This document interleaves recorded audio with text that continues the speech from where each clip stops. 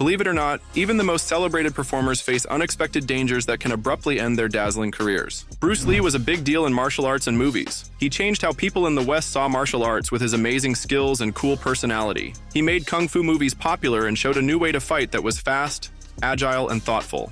His movies like Enter the Dragon and The Way of the Dragon made a huge impact and inspired lots of actors and martial artists everywhere. Sadly, on July 20th, 1973, while he was working on the movie Game of Death in Hong Kong, Lee collapsed at a friend's house. Even though they tried to save him, he died soon after, which shocked everyone. There were many questions about why he died so suddenly, with early reports saying it might have been because of an allergic reaction to a painkiller. But no one really knows for sure why he died, which made his story even more mysterious. When Bruce Lee died so young, it was a huge shock to people all over the world. He wasn't just famous, he stood for strength and never giving up. His memory still inspires new martial artists and movie makers, teaching them about hard work, being yourself, and always trying to be the best. Lee's effect on the world goes way past his movies. He's a big part of our culture, showing how much one person can change things. His life and what he did keep touching people, keeping his memory alive for those who respect what he brought to martial arts and films. The tragic and mysterious end of Bruce Lee's life left an indelible mark on the world of both martial arts and cinema. His son, Brandon Lee, inherited not only his father's talent but also a legacy of innovation and charisma in film. Just as Bruce had begun to redefine what martial arts could be on screen, Brandon was poised to continue that transformation, carving his own path in the industry. Brandon Lee was showing off how good and charming he was as a new action star. He was getting famous for movies like Rapid Fire and was set to become a huge star with The Crow. But sadly, on March 31st, 1993, while filming The Crow in Wilmington, North Carolina, something terrible happened. During a scene where his character got shot, a prop gun meant to only use blanks fired something that hit him in the stomach. Even though doctors tried to help him right away, he died from his injuries a few hours later, leaving everyone who worked with him in shock. This accident made people really think about how safe movie sets are, especially when it comes to handling guns that are supposed to be fake. Brandon's sudden death shook up the movie world and his fans, leading to talks about making rules tighter to keep everyone safe. His death was a big loss. He was a talented actor with a bright future, and it affected those who loved his work and remembered his dad's legacy. Even though his life and career were cut short, Brandon Lee is still remembered for his talent and what he could have done. His movie, The Crow, became a cult classic, and his death keeps the conversation going about safety on film sets, making sure his memory stays alive for those who appreciate what he did for movies. The shock of losing Brandon Lee on a film set echoed the themes of risk and legacy, themes that would resonate in another field with the untimely passing of Steve Irwin, known worldwide as the Crocodile Hunter. Just as Brandon was beginning to make his mark in cinema, Steve had already become a global icon for wildlife conservation, embodying a similar spirit of passion and fearlessness in his work. Steve Irwin made a big impact on protecting wildlife. He was all about teaching people why it's important to look after animals in their homes. People loved him because he was so lively and truly cared about animals, showing everyone the wonder of nature on his TV shows. Sadly,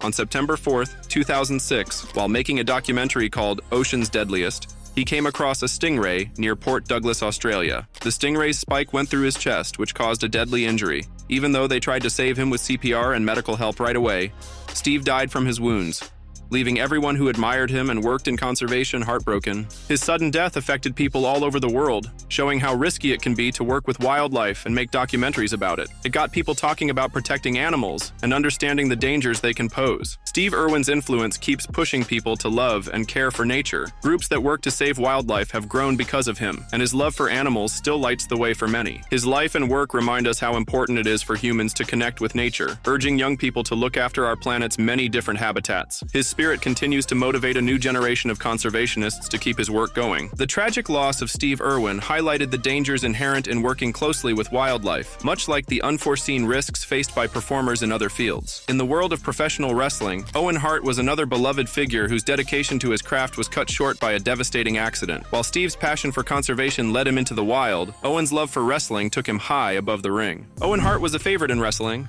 known for his great skills, charm, and love for the sport. He came from the famous Hart wrestling family and was a big deal in WWE, where he wowed crowds with how good he was and how he connected with them. People really respected him for both his wrestling moves and his personality. But sadly, on May 23, 1999, at the Over the Edge event in Kansas City, Missouri, a terrible accident happened. He was supposed to come down from the ceiling with a safety rope, but something went wrong with the setup, and he fell about 78 feet into the ring. Even with quick medical help, Owen died soon after the fall, leaving everyone in wrestling stunned and sad. sad. His death shook the wrestling world, making everyone talk about how safe wrestling stunts are and what rules should be in place. Owen's accident was a big lesson for the industry, pushing them to look harder at how they keep performers safe and to do better. He's remembered for being great at wrestling and for making people happy. Wrestlers and fans still look up to him, and they honor him by working to make wrestling safer, keeping his memory alive for those who love the sport he was so passionate about. The wrestling community was still mourning the loss of Owen Hart when another tragedy struck the entertainment world. Much like Owen's accident highlighted the need for safety in wrestling, the music community was forced to confront similar issues when Dimebag Darrell was taken from us in a different, but equally shocking manner. Both artists, known for their exceptional talents and the joy they brought to their audiences, left legacies that would forever change how their industries approached safety. Dimebag Darrell was a famous guitarist from the band Pantera, known for his awesome guitar riffs and new ways of playing that changed metal music. His music mixed hard sounds with catchy tunes, making him loved by fans and respected by other musicians. He was not just good at playing, he had a big personality that fans really connected with. But on December 8,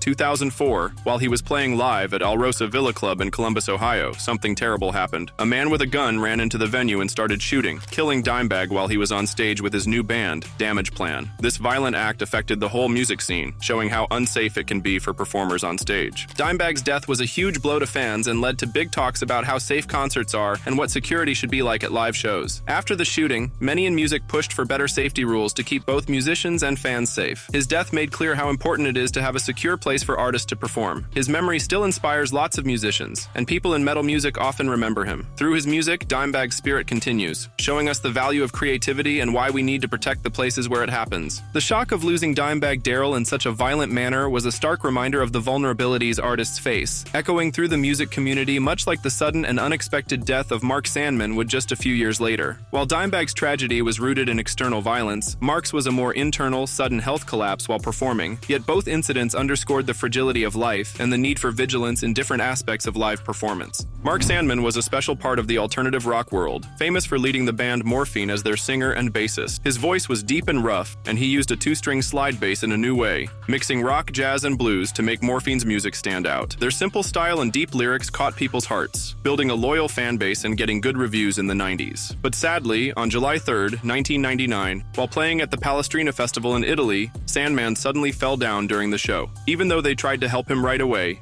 he died soon after, leaving everyone at the concert and in the band shocked. His sudden death showed how life can be unpredictable, even for someone who seemed to love being in the public eye. When Mark Sandman died, it was a shock to everyone in music, leading to lots of sadness shared by fans and other musicians on social media and other places. People talked about how talented he was and how much he meant to them. Sandman's memory lives on because he brought new ideas to alternative rock and wrote songs with real feeling.